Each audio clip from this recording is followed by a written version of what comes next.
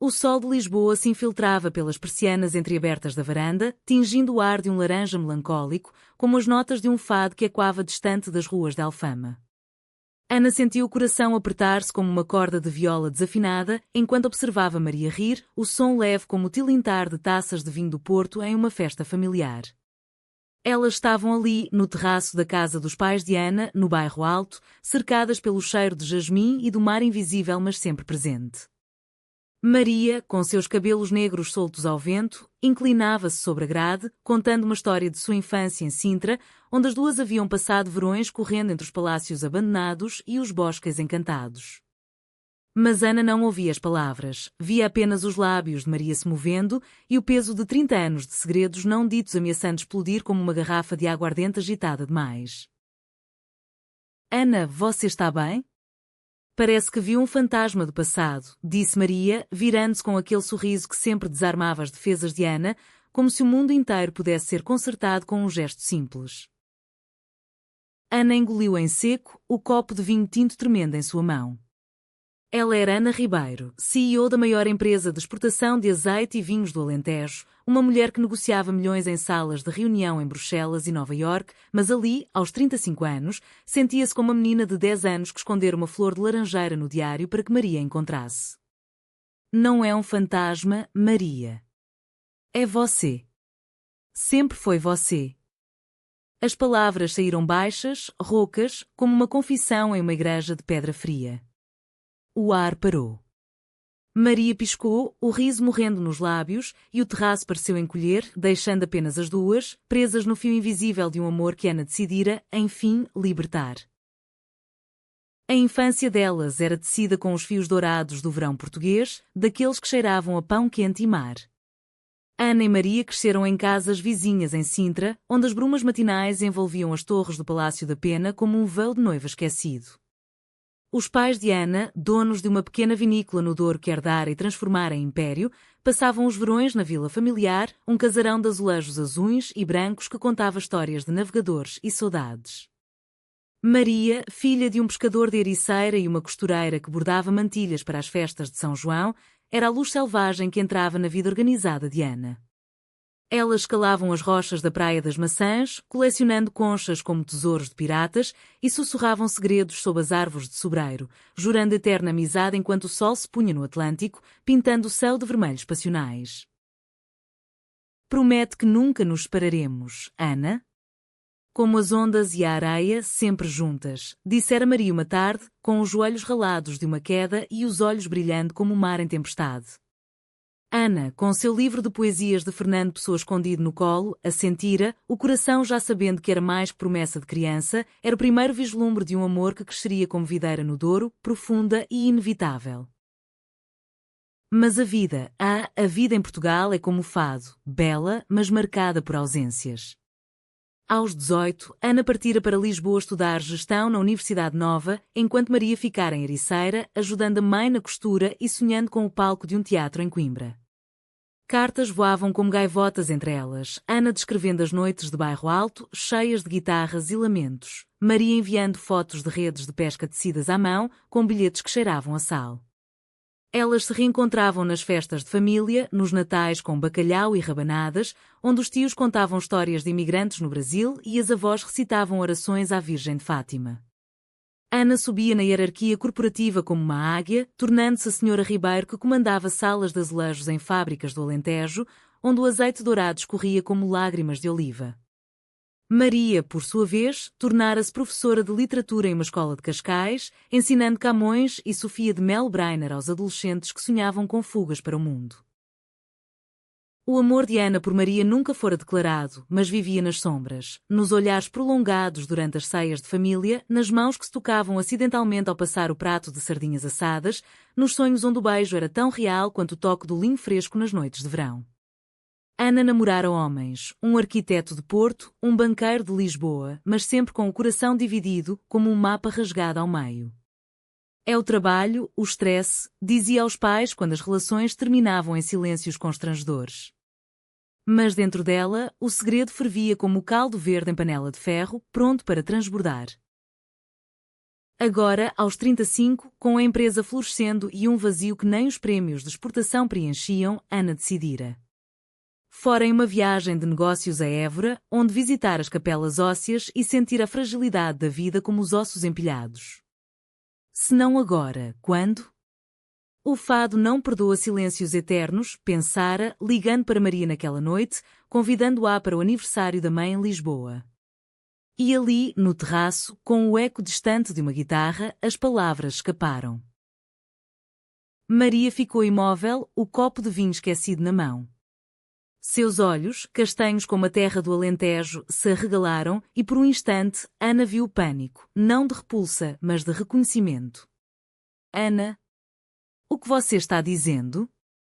Nós somos amigas, irmãs de alma. A voz de Maria tremia, mas havia uma suavidade, uma hesitação que Ana agarrou como um salva-vidas. Não, Maria. Não é amizade. É amor.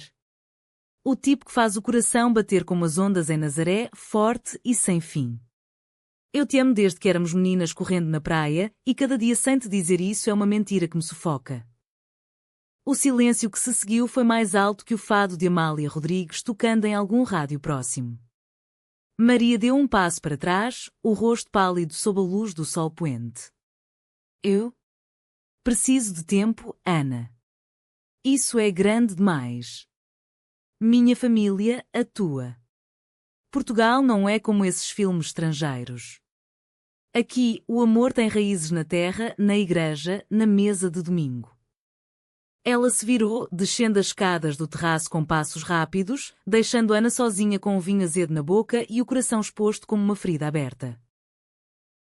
A festa continuou lá embaixo, no salão de azulejos pintados com cenas de caçadas e santos, onde a família Ribeiro se reunia em torno da mesa longa, coberta de pratos de porcelana de vista alegre. A mãe de Ana, Dona Isabel, uma senhora de 60 anos com o porte de rainha de um bailado folclórico, erguia a taça para o brinde. À família. Que o vinho do Douro nos una como as videiras entrelaçadas. Os tios riam, contando anedotas de colheitas passadas, enquanto as primas dançavam rendezvous ao som de concertina. Mas Ana via tudo através de uma névoa, o assento vazio de Maria ao seu lado como uma acusação. Quando a noite avançou e os convidados se dispersaram pelas ruas íngremes de Lisboa, Ana encontrou a mãe na cozinha, lavando os pratos com gestos precisos, como se cada talher fosse uma memória polida. Mãe, eu confessei algo hoje. Para Maria. Dona Isabel parou, a esponja pingando na pia de pedra. Seus olhos, idênticos aos de Ana, se estreitaram. Confessou o quê, filha? Não me diga que é sobre negócios. Você sabe que a família Ribeiro não tolera fraquezas na mesa de negociações. Ana respirou fundo, o cheiro de sabão de Marselha misturando-se ao de pastel de nata requentado. Não é negócios, mãe. É amor. Eu amo Maria. Não como amiga. Como mulher ama mulher.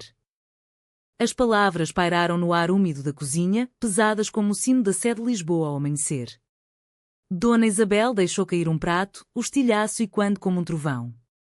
Meu Deus, Ana! Isso é loucura. O que dirá teu pai? Os tios? Nós somos católicos, filha.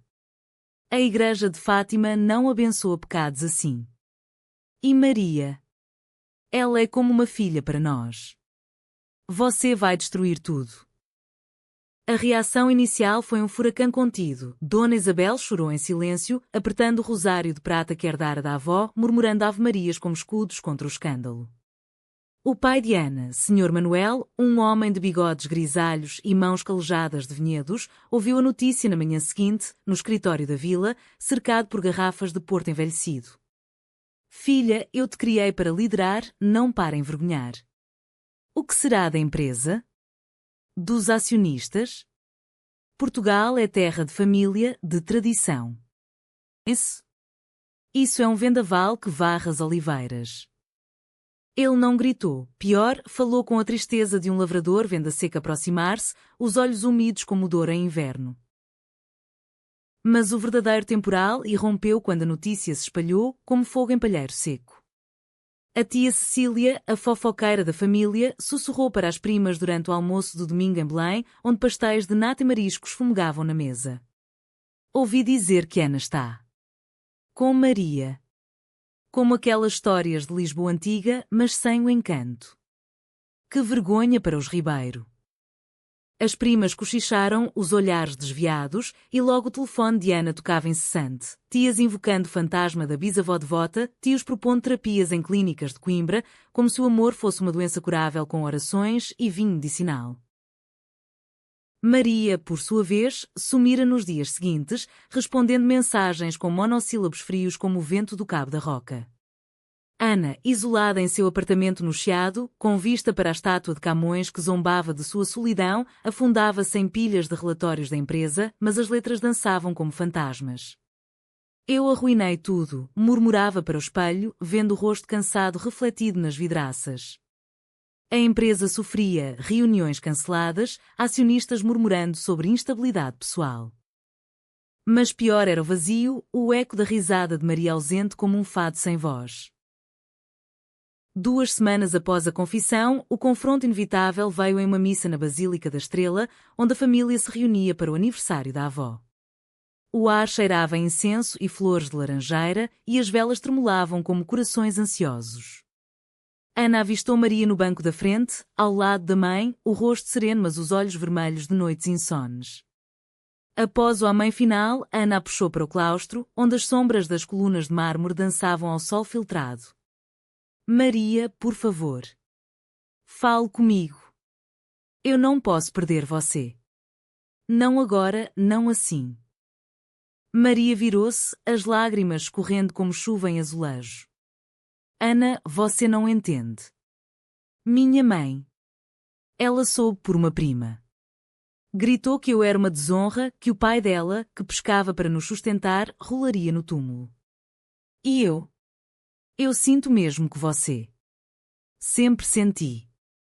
Mas o medo é como o mar em furacão. Engole tudo.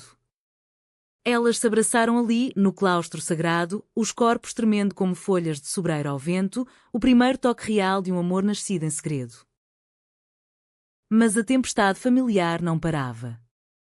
Naquela noite, durante o jantar de celebração na vila de Sintra, o pai de Maria, o velho pescador João, confrontou Ana na cozinha, os punhos cerrados como redes cheias. Você, com seu dinheiro e suas viagens, vem corromper minha filha? Nós somos gente simples, Ana. O mar nos ensina humildade, não esses caprichos de cidade. As palavras cortaram como anzol e Ana, pela primeira vez em anos, chorou abertamente, o CEO desmoronando como castelo de areia. A traição veio sutil, como veneno em vinho doce. Foi a prima Luísa, invejosa da ascensão de Ana na empresa familiar, quem vazou a história para a imprensa local. Um tabloide de Lisboa publicou escândalo na elite do vinho. CEO revela amor proibido. As manchetes explodiram como fogos de artifício em São João, repórteres acampando na porta da vinícola no Douro, acionistas ameaçando boicote, a igreja local murmurando sobre excomunhão. Dona Isabel, devastada, trancou-se no quarto, recusando comida, enquanto Sr. Manuel bebia porto em silêncio, os olhos fixos no horizonte de vinhedos que pareciam murchar. Ana e Maria, unidas pelo escândalo, refugiaram-se em Ericeira, na casa de praia da família de Maria, onde o Atlântico rugia como um guardião furioso. Ali, sob o céu estrelado, elas finalmente se abriram. Maria confessou seus próprios medos, os namoros falhados com professores de Cascais que nunca preenchiam o vazio deixado por Ana. Ana revelou as noites de insonia em hotéis de Nova York, sonhando com o cheiro de sal em Maria. Nós somos como as oliveiras do Alentejo, disse Ana, traçando os dedos no braço de Maria. Raízes profundas, frutos amargos mas eternos. Elas se beijaram pela primeira vez ao luar, um beijo suave como brisa de verão, cheio de promessas e saudades curadas. O C.A. Trau irrompeu no Natal, na grande reunião familiar em Lisboa. A mesa estava posta com peru assado, filhós e vinho espumante, mas o ar crepitava como lenha em lareira. Senhor João, o pai de Maria, ergueu-se, o rosto vermelho como vinho tinto. Basta! Essa abominação não entra nesta casa. Ele apontou para Ana, que segurava a mão de Maria sob a toalha. Dona Isabel, enfraquecida mas feroz, interveio. Manuel, olhe para sua filha. Ela construiu o que você sonhou. E agora, por amor, você rejeita? Somos portugueses, terra de exploradores, não de covardes. O debate explodiu, tios citando a Bíblia, primas defendendo com histórias de tias imigradas que amavam livremente no Brasil. A avó, com 92 anos, silenciou todos com uma voz trêmula. Eu dancei fado com uma mulher em Alfama, nos anos 50. O amor não tem gênero, só alma. Deixem-nas viver. As lágrimas fluíram como o Tejo em cheia, confissões brotando, a tia Cecília admitindo sua própria solidão após o marido partir, o primo revelando um irmão gay escondido em Porto. A traição de Luísa veio à tona quando Ana, com astúcia de CEO, rastreou as mensagens, demitida da empresa no dia seguinte, com uma carta que dizia: a família Ribeiro valoriza lealdade acima de ambição. O perdão veio devagar. Senhor João, após uma caminhada solitária na praia de Ericeira, abraçou Maria e Ana, murmurando: o mar perdoa as ondas rebeldes. Eu também tentarei.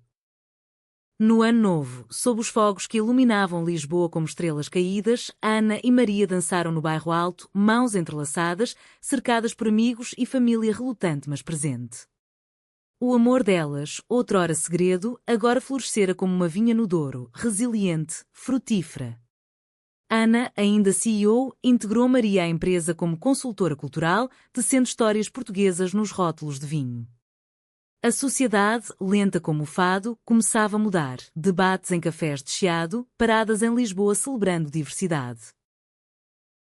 E assim, em uma manhã de primavera em Sintra, com as brumas se dissipando como velhos medos, Ana e Maria casaram-se em uma cerimônia simples na vila, com azulejos testemunhando e o mar ao fundo aplaudindo. Não foi sem cicatrizes, as reações familiares deixaram marcas, como sulcos em oliveira centenária, mas o amor, humanizado pela dor e pela tradição portuguesa, provou ser o vinho mais doce, aquele que amadurece com o tempo, compartilhado em taças erguidas à vida. A brisa de abril em Sintra carregava o perfume das camélias e Ana acordava com o som distante das gaivotas, o braço de Maria ao redor de sua cintura como uma âncora suave. A vila, agora delas, ecoava com memórias renovadas. As paredes de azulejos, outrora silenciosas testemunhas de silêncios familiares, agora vibravam com risadas compartilhadas. Mas o casamento, celebrado há apenas uma semana em uma cerimônia íntima sob o Palácio da Pena, não apagava as sombras da tempestade passada. Ana, deitada na cama de dossel com lençóis de linho bordado à mão, herança da avó, olhava para o teto pintado com cenas mitológicas, questionando se a paz era real ou apenas uma calmaria antes de outra onda. Maria se mexeu, os cabelos negros espalhados no travesseiro como algas marinhas. Bom dia, minha CEO aventureira, murmurou, beijando o ombro de Ana com a leveza de quem ainda testava as águas de um amor declarado. Ana sorriu, mas o peito apertava. A mídia, após o escândalo inicial, voltara com força. Artigos em jornais como o Público debatendo o amor lésbico na elite portuguesa, com colunistas invocando Camões para romantizar ou a Igreja para condenar. A empresa, a Azeites e Vinhos Ribeiro, vira suas exportações para o mercado conservador do Médio Oriente cair em 15%, acionistas murmurando em assembleias sobre imagem familiar. Ana lidava com isso no escritório de Lisboa, mas em casa, o peso recaía sobre Maria, cuja escola em Cascais recebera bilhetes anónimos de pais indignados. Hoje vamos ao Douro, propôs Ana, levantando-se e vestindo um robe de seda importada de Macau, um toque exótico em sua herança lusa. Preciso supervisionar a colheita das uvas, e você? Você pode me mostrar como uma professora de literatura transforma vinhedos em poesia. Maria riu, o som curando uma ferida invisível. Só se você prometer não assinar contratos durante o piquenique. Deixe o fado falar por nós. A viagem de carro pelo interior de Portugal era um bálsamo, estradas sinuosas ladeadas por sobreiros e oliveiras centenárias, o rádio tocando fado de Marisa, cujas letras de saudade ecoavam seus corações. Pararam em Coimbra para um café na Sé Velha, onde Maria recitou versos de Florbela Espanca sobre amores proibidos, os olhos brilhando como Mondego ao sol. Veja, Ana, até as poetas sabiam. O amor não pede licença à sociedade. Ana apertou sua mão sobre a mesa de mármore, sentindo o anel de casamento, uma aliança de ouro com gravura de ondas atlânticas, como um talismã. No Douro, os vinhedos se estendiam como tapetes verdes escalonados nas encostas, o rio serpenteando como uma fita de safira. O gerente da vinícola, um homem de 50 anos chamado António, com chapéu de palha e sotaque transmontano, recebeu-as com um abraço efusivo. Senhora Ana, e esta deve ser a famosa Maria. Ouvi histórias, as melhores, claro. Seu tom era genuíno, mas Ana notou os olhares dos trabalhadores, admiração misturada a curiosidade, como se elas fossem personagens de uma novela da TVI. Durante a inspeção, Ana provou o mosto fermentando, o sabor ácido e promissor na língua, enquanto Maria conversava com as vindimadoras, mulheres de mãos fortes que contavam lendas de santas protetoras das uvas. Mas o idílio foi interrompido por uma ligação. Dona Isabel, a mãe de Ana, com voz trêmula. Filha, venha para casa. Teu tio Francisco está furioso. Ele descobriu sobre o casamento pelos jornais e ameaça contestar a herança da vinícola. Diz que é contra a tradição Ribeiro. Ana desligou, o rosto endurecendo como casca de sobreiro. Maria abraçou por trás, o queixo no ombro. Deixe-os vir. Nós construímos isso juntas, não com sangue, mas com alma. De volta a Lisboa, a família se reuniu na vila do Bairro Alto, o Salão de Azulejos agora palco de um novo confronto. Tio Francisco, um viúvo corpulento de 62 anos que gerenciava as exportações para a África, batia na mesa de carvalho. Ana, você é CEO, mas isso?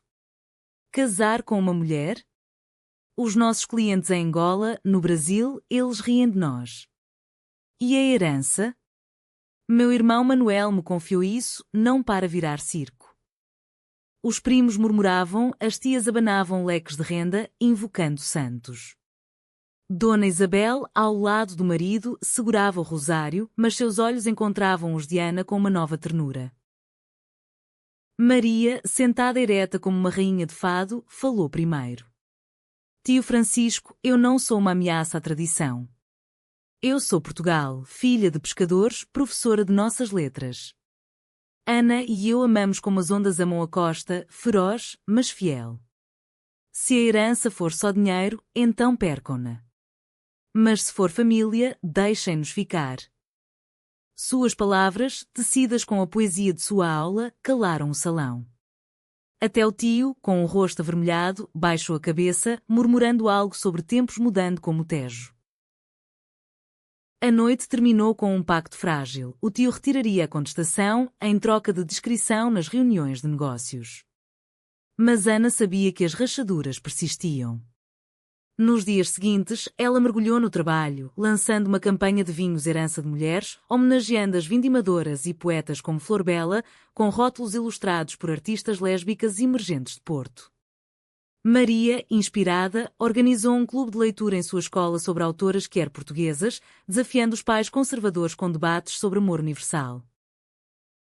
Entretanto, uma traição menor surgiu. A prima Luísa, demitida mas rancorosa, espalhara rumores na vila de Sintra, acusando Maria de seduzir Ana por ambição. A mãe de Maria, Dona Rosa, uma mulher de mãos ágeis como as de quem borda à luz de vela, confrontou a filha em Ericeira. Eu te criei para honrar o nome, não para escândalos. Mas vi como olhas para ela. Como eu olhei para teu pai antes do mar o levar. Lágrimas e abraços selaram uma reconciliação, Dona Rosa presenteando Maria com uma mantilha bordada com motivos de conchas, símbolo de proteção marítima. O verão trouxe um respiro, férias em lagos, no Algarve, onde praias de falésias douradas e grutas azuis as isolavam do mundo. Elas nadavam nuas ao amanhecer, o mar lambendo a pele como um amante gentil, e à noite jantavam cataplana de mariscos em tavernas onde pescadores cantavam ranchos folclóricos. Aqui sinto que somos livres, disse Ana, traçando mapas invisíveis no peito de Maria. Mas o telefone tocava, acionistas pressionando por resultados, a igreja local boicotando um evento de caridade da empresa. O verdadeiro teste veio em setembro, durante a Feira de Vinhos de Lisboa, no Pavilhão do Conhecimento. Ana apresentava sua nova linha, com Maria ao lado como consultora, quando um jornalista conservador a confrontou ao microfone. Senhora Ribeiro, como uma CEO lésbica pode representar a tradição portuguesa, com suas raízes católicas e familiares? O salão silenciou. Ana, com o coração martelando como tambor de rancho, respondeu: a tradição portuguesa de descoberta, de Vasco da Gama Amália. Nosso amor é parte dessa jornada, humano, apaixonado, resiliente como o azeite que resiste ao tempo. Aplausos esparsos cresceram e Maria apertou sua mão, os olhos cheios de orgulho.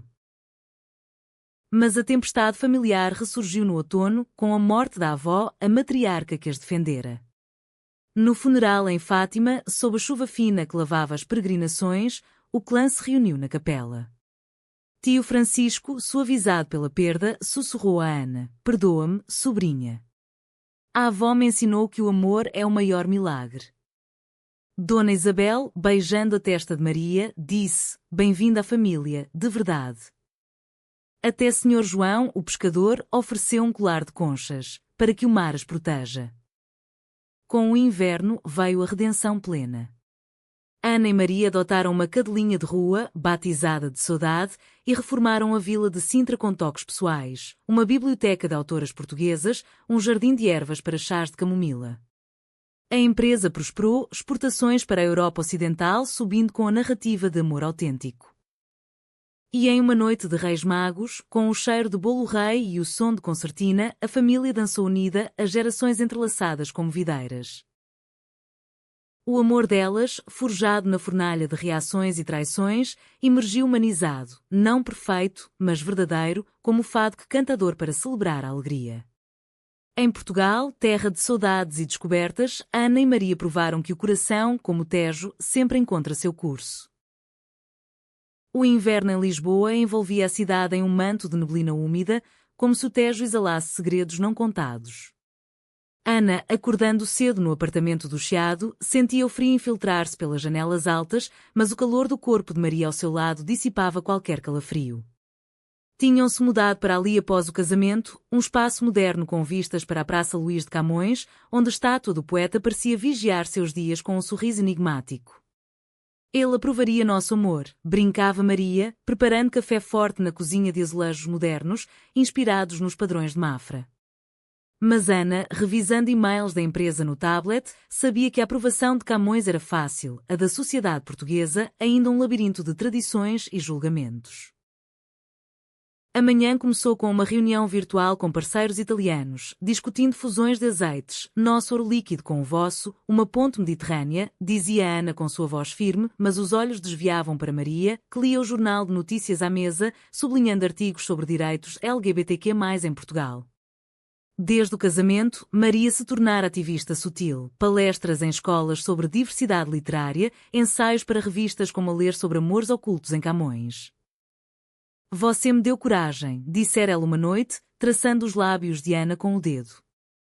Agora eu dou voz. Mas a calmaria foi rompida por um envelope lacrado entregue pelo carteiro, uma carta do bispo local, endereçada à senhora Ana Ribeiro e companheira. Convocava-as para uma conversa pastoral na sede de Lisboa, citando preocupações com a alma da família. Ana riu amargamente, mostrando a Maria. Eles acham que nosso amor é um pecado que mancha os azulejos da catedral. Maria, porém, franziu a testa. Vamos. Não por submissão, mas por confronto. Portugal mudou, o casamento igualitário em 2010 não foi em vão. Hora de lembrar-lhes. A reunião na Sé foi um teatro de sombras. O bispo, um homem idoso com sotaina negra e olhos penetrantes como os de um inquisidor renascentista, sentou-se atrás de uma mesa de nogueira, ladeado por padres jovens. Filhas, o Senhor ama todos, mas o caminho reto é o da tradição. Seu União desafia a ordem divina e a família Ribeiro, com sua devoção a Fátima, sofre. Ana, vestida em tailor cinza como armadura, rebateu: Eminência, nossa devoção é ao amor humano, como de Cristo pelos marginalizados. Ou a Igreja esquece as prostitutas perdoadas? Maria acrescentou, com voz de professora: as nossas santas, como a de Aveiro, amaram além das normas. Nosso amor honra isso. O bispo hesitou, citando encíclicas papais, mas os padres mais jovens trocaram olhares. Um deles, sussurrou depois, era aliado discreto da causa.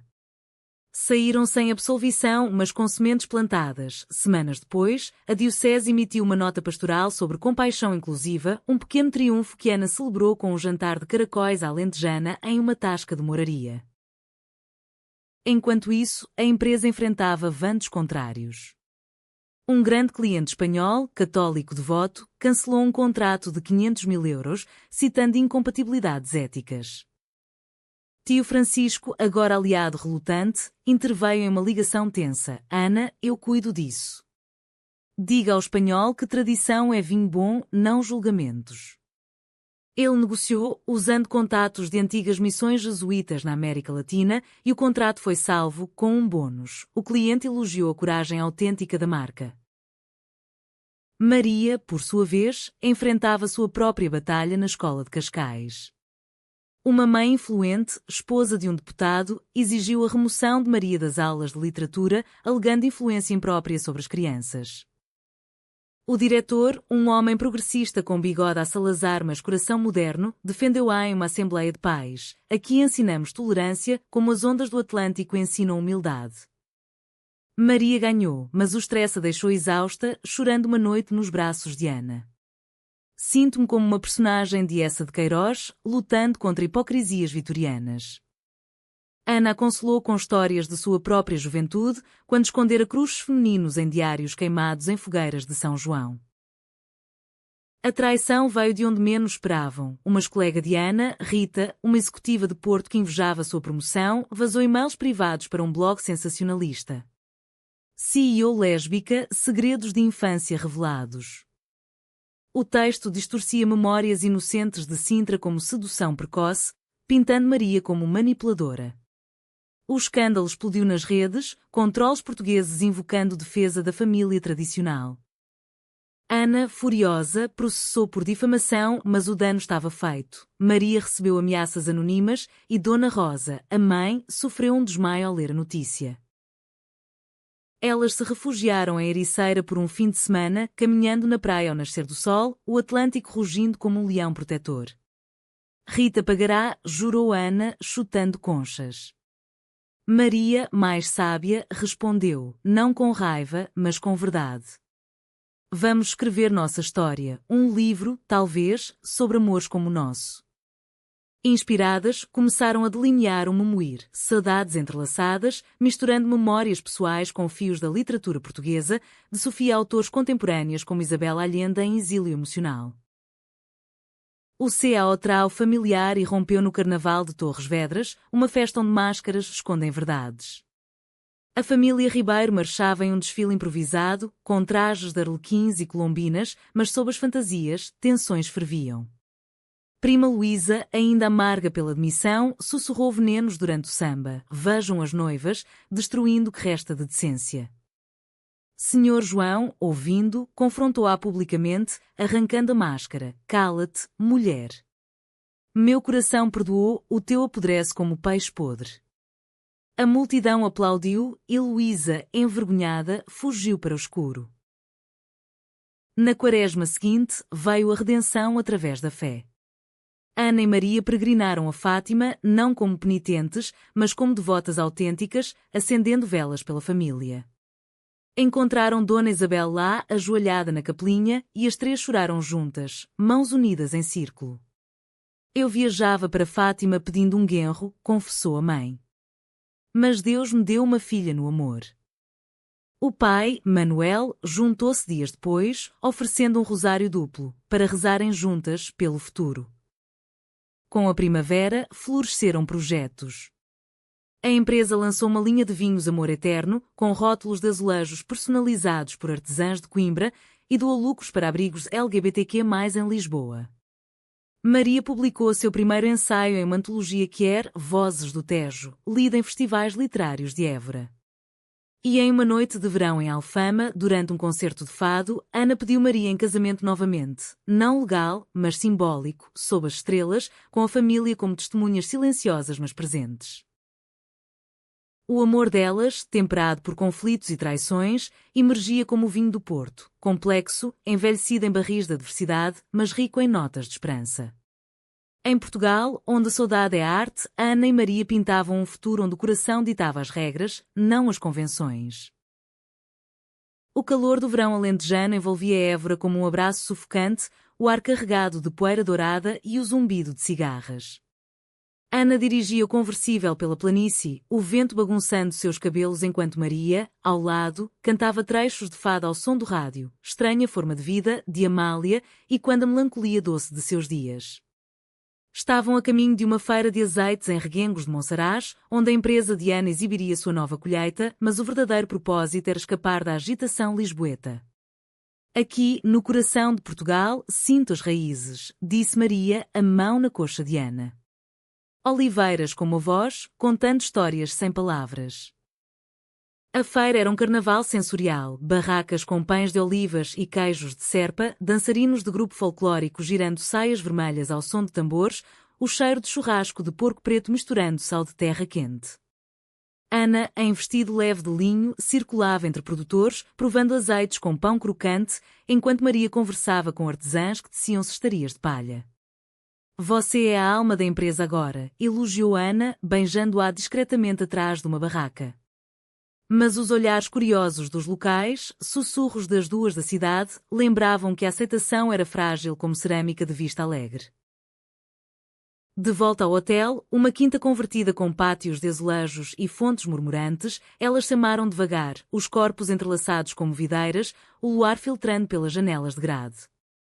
Eu te amo mais que o sol ama a terra, sussurrou Ana, traçando constelações nas costas de Maria. Mas o idílio foi cortado por uma mensagem, o tio Francisco, em pânico. Ana, problema grande, um investidor conservador de Espanha quer comprar ações majoritárias, mas só se você resolver o escândalo pessoal. Ele ameaça a exposição na imprensa iberiana. Ana amaldiçoou em silêncio, o CEO ressurgindo como uma leoa. Ligou para o tio, diga ao espanhol que nosso azeite é puro, como nosso amor. Se ele não quer, há outros mercados. Maria, ouvindo, aconselhou, usa cultura. Convido para um jantar alentejano, com fado e histórias de rainhas guerreiras como de Leonor. Inspiradas, planejaram uma contraofensiva, um evento na Vinícola do Douro, misturando negócios com herança quer portuguesa, convidando influenciadores progressistas de Madrid e Barcelona. Enquanto isso, Maria enfrentava ecos do passado em Cascais. Uma aluna, uma adolescente de 16 anos chamada Sofia, confidenciou-lhe sobre seu crush por uma colega, tremendo como Maria aos 17. Professora, é errado? Maria, com lágrimas nos olhos, abraçou-a virtualmente, aulas online pós-pandemia permitiam intimidade segura. Não, minha querida. É humano. Leia Anais Nin, ela sabia de amores assim. A história se espalhou na escola, inspirando um clube de apoio, mas a mãe de Sofia, a mesma deputada conservadora, atacou novamente, exigindo demissão de Maria em um artigo no Correio da Manhã, Indoutrinação nas escolas portuguesas. O escândalo reacendeu a mídia, com debates acalorados em talk shows da RTP. Ana defendeu Maria publicamente, em uma entrevista ao Expresso. Minha esposa ensina amor, não doutrinação. Portugal precisa de professoras como ela para curar velhas feridas.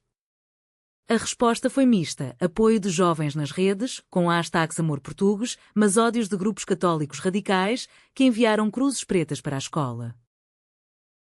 A traição interna veio de António, o gerente do Douro, leal por anos mas pressionado pela esposa devota. Ele vazou detalhes de finanças para o investidor espanhol, esperando salvar a empresa do caos. Ana descobriu via auditoria, demitindo com pesar. António, você era família. Mas a lealdade não se negocia como uvas. Ele chorou, confessando, perdoa, senhora. O medo. É como a geada no vinhedo, mata devagar. O CAO trau irrompeu no evento do Douro, uma noite de gala sob as estrelas, com mesas cobertas de damascos e queijos, um quarteto de fado tocando à imoraria. O investidor espanhol, um homem de terno impecável chamado Dom Carlos, chegou com ar de conquistador, mas Ana recebeu com um brinde, ao amor que une nações, como o vinho une paladares. Maria apresentou uma leitura de poemas de Natália Correia sobre amores livres e influenciadores filmaram, viralizando o momento. Dom Carlos, tocado ou envergonhado, assinou o contrato, murmurando: "Vocês portuguesas têm fogo morisco." Mas a família, sempre o epicentro, explodiu em uma ceia de São Martinho em Sintra. Vinho novo e castanhas assadas na mesa, mas tensões fervendo. Prima Luísa, convidada por misericórdia, envenenou o ar. Ainda não basta? Agora eventos para normalizar isso? A avó se reviraria. Senhor João, o sogro, ergueu-se como um farol. Luísa, tua língua é peixe espinhoso. Minha Maria encontrou paz, inveja-te isso? Dona Isabel interveio, oferecendo a Luísa um copo. Bebe e cala. O vinho amadurece, as pessoas também. A reconciliação veio em lágrimas. Luísa confessou sua própria infelicidade, um casamento arranjado por ambição, e Ana a recontratou como assistente remota, com supervisão. Segunda chance, como o fado dá ao cantor. Com o outono, veio o fruto. Maria descobriu estar grávida via inseminação em clínica de Lisboa, um milagre moderno. A notícia uniu a família em júbilo cauteloso. Dona Isabel tricotando roupinhas, Senhor Manuel planejando berços de carvalho do Douro. Sofia, a aluna, enviou desenhos de tio Auntie para o bebê. Em uma noite de Todos os Santos, com abóboras iluminadas e histórias de almas, Ana e Maria sentaram no terraço da vila, mãos sobre a barriga crescente. Nosso filho terá raízes em todo Portugal, disse Ana. De Sintra ao Douro, de amores contados a não contados. O amor delas, humanizado por lutas, florescera como uma oliveira, eterna, nutridora, testemunha de estações. A gravidez de Maria transformou os dias em um ritual de maravilhas e ansiedades, como as marés de Ericeira que sobem e descem com previsibilidade traiçoeira. Aos 4 meses, o ventre arredondado era um mapa de promessas, e Ana, outrora CEO implacável, agora parava reuniões para sentir os chutes, rindo como uma criança em Natal. O apartamento no Chiado ganhara um quarto de bebê, berço de vime trançado por artesãs de Aveiro, mobiles de conchas pintadas à mão, paredes com murais de contos populares portugueses, o galo de Barcelos vigiando, amor encantada sussurrando bênçãos. Ele vai ser um explorador como os nossos ancestrais, dizia Maria, deitada no sofá com os pés inchados, lendo os Lusíadas em voz alta para a barriga. Ana sorria, mas o medo a ruía. Ecografias em clínicas de Lisboa revelavam um menino saudável, mas o estigma persistia. Grupos online de mães lésbicas compartilhavam histórias de julgamentos em maternidades, e Ana contratou uma doula progressista de Porto para guiá-las. A empresa, sensível à notícia, floresceu com uma campanha Futuros Herdados, vinhos orgânicos dedicados a famílias diversas, com depoimentos de casais como elas. Acionistas, inicialmente céticos, viram as vendas subirem 20% no mercado britânico, onde a Rainha Isabel de Portugal era ícone feminista. Tio Francisco, agora avô honorário, enviava caixas de brinquedos folclóricos de Viana do Castelo, para o pequeno dançar rancho cedo. Mas a tempestade reacendeu com a família estendida. A tia Cecília, a eterna fofoqueira, visitou a vila de Sintra para um chá de bebê, mas em vez de presentes, trouxe veneno. Maria, querida, e o pai? Um menino precisa de um homem na casa. Não é natural isso de 2 mães. Maria, com hormônios à flor da pele, rebateu: tia, natural é amor. Meu filho terá 2 corações maternos, mais que muitos têm um só. Ana interveio, oferecendo chá de camomila. Cecília, a tradição é adaptação. Lembra das imigrantes que criavam sozinhas no Brasil? A discussão escalou para lágrimas e Cecília partiu bufando, mas dias depois, enviou um pedido de desculpas com um chale de lã de Miranda do Douro. Perdoem uma velha tola. O bebê mamuleceu. Pequenas vitórias, como pétalas caindo. Maria, porém, lutava com o corpo mudado, enjoos matinais que a deixavam pálida como porcelana, noites de insônia onde sonhava com rejeições paternas. E se ele nos odiar por sermos diferentes, confidenciou a Ana uma madrugada, o luar pintando o quarto de prata. Ana, abraçando-a, respondeu com uma história de infância. Lembra quando caímos da bicicleta na Praia das Maçãs? Machucamos, mas levantamos juntas. Nosso filho aprenderá isso, resiliência portuguesa. A traição veio sutil. A ex-colega Rita, ainda rancorosa, contatou uma repórter de um tabloide de Faro, alegando fraude na adoção de identidade, insinuando que o esperma doador era um segredo sujo. O artigo saiu. Filho de CEO lésbica, herança comprada? Redes sociais explodiram, com memes cruéis misturados a apoios solidários. Ana, furiosa, moveu a ação judicial, mas o dano emocional foi profundo. Maria, em consulta pré-natal, chorou tanto que o médico receitou repouso. Elas contra-atacaram com vulnerabilidade. Uma live no Instagram da empresa, Ana e Maria de mãos dadas, explicando a inseminação com transparência.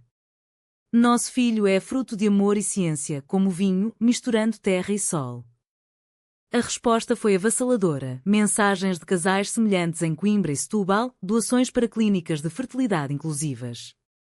Até Dom Carlos, o espanhol, enviou felicitações com uma caixa de jamón ibérico, para o futuro conoacer. O CAO trau veio no ultrassom de gênero confirmado, mas com uma complicação, placenta prévia, repouso absoluto recomendado. A família mobilizou-se. Dona Isabel mudou-se temporariamente para o Chiado, cozinhando sopas de poejo e contando histórias de partos em vilas alentejanas. Senhor João trouxe redes de pesca tecidas à mão para proteger o pequeno contra tempestades. Tio Francisco cancelou viagens para estar presente e até Luísa, redimida, ofereceu aulas de yoga virtuais. Em uma noite de lua cheia, com Maria deitada e Ana massageando seus pés, o bebê chutou forte, como um sinal. Ele sabe que é amado, disse Maria. Ana, beijando sua testa, prometeu e sempre será. Nós garantimos. O nascimento, em uma maternidade de Lisboa em dezembro chuvoso, foi um milagre orquestrado. O parto cesáreo, sob luzes brancas como velas de Fátima, trouxe Tomás ao mundo, olhos castanhos como os de Maria, choro vigoroso como o Atlântico. A família esperava na sala de espera, Dona Isabel rezando, Manuel fumando um charuto proibido. Quando Ana carregou o bebê para fora, embrulhada em manta de lã minhota, o silêncio quebrou em aplausos e lágrimas. Tomás cresceu em um berço de tradições renovadas, batizada em uma capela discreta com padrinhos progressistas, suas primeiras palavras misturando mama para ambas. A empresa celebrou com uma linha infantil de azeites pequenos exploradores. E em uma Páscoa em Ericeira, com fava assada e ovos pintados, a família completa, cicatrizes curadas, brindou ao amor que gera vida em todas as formas. Humanizado pela jornada, o laço de Ana e Maria com Tomás era o verdadeiro legado, um Portugal onde o coração, não o dogma, define família. Os anos fluíam como dor em cheia, carregando Tomás em suas correntes gentis rumo à infância. Aos 5, ele era um furacão de curiosidade, cabelos negros cacheados herdados de Maria, olhos verdes de Ana e uma risada que ecoava como concertina em festas de São João. A vila de Sintra, agora lar permanente, pulsava com vida, o jardim florescido com laranjeiras que Ana plantara no dia do nascimento, o salão de azulejos repleto de brinquedos de madeira entalhada por artesãos de Marvão. Mamã Ana conta a história da sereia que amava a princesa. Pedia Tomás à noite, aninhada entre elas na cama do céu, enquanto Maria tecia finais felizes inspirados em contos de fadas lusas. Ana equilibrava o mundo corporativo com maestria renovada, a azeites e vinhos Ribeiro expandira para linhas ecológicas, parcerias com cooperativas de mulheres no Minho e um programa de mentoria para empreendedoras LGBTQ+, em Lisboa. Você é a rainha do azeite, brincava Maria, ajudando com consultorias culturais, rótulos com poemas de Ana de Albuquerque, embalagens inspiradas em bordados de Viana. Mas o sucesso atraía invejas. Um concorrente de Setúbal, sabendo do passado escandaloso, espalhava rumores de gestão familiar tendenciosa. Maria, promovida a diretora pedagógica em Cascais, transformara a escola em farol de inclusão, clubes de leitura quer, palestras com autoras como Maria Teresa Horta. Tomás frequentava a pré-escola ali, desenhando famílias com 2 mães e um mar de conchas. Ele é nosso pequeno ativista, ria Ana, mas o coração apertava com os olhares de colegas pais, sussurros que Tomás, inocente, ignorava. A família estendida de ser uma rede de aceitação imperfeita mas forte. Dona Isabel, agora avó orgulhosa, ensinava Tomás a rezar ave-marias misturadas com canções de ninar alentejanas. Senhor Manuel levava a vinhedos, explicando como o amor faz as uvas doces. Tio Francisco, redimido, patrocinava viagens anuais a Fátima, onde Tomás acendia velas por todas as mamãs do mundo. Até Cecília e Luísa, outrora venenosas, enviavam presentes. Luísa, agora gerente de RH na empresa, tricotava meias para menino.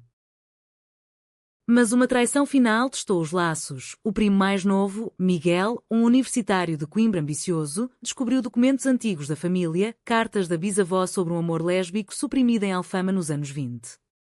Em vez de compartilhar, ele vendeu a história para um podcast sensacionalista, Segredos Enterrados dos Ribeiro, Amor Proibido na Elite. O episódio viralizou, reabrindo feridas, repórteres na porta da vila, acionistas questionando estabilidade. Ana confrontou Miguel em uma videochamada tensa, com Tomás dormindo ao fundo. Você traiu o sangue por cliques? Nossa história é lição, não espetáculo. Miguel, envergonhado, confessou pressão financeira, dívidas de estudos. Em vez de punição, Ana ofereceu estágio na empresa. Aprenda lealdade com trabalho, não com vergonha. O CAO Trau veio no 10º aniversário de Tomás, uma festa em Ericeira com praia e fogueira.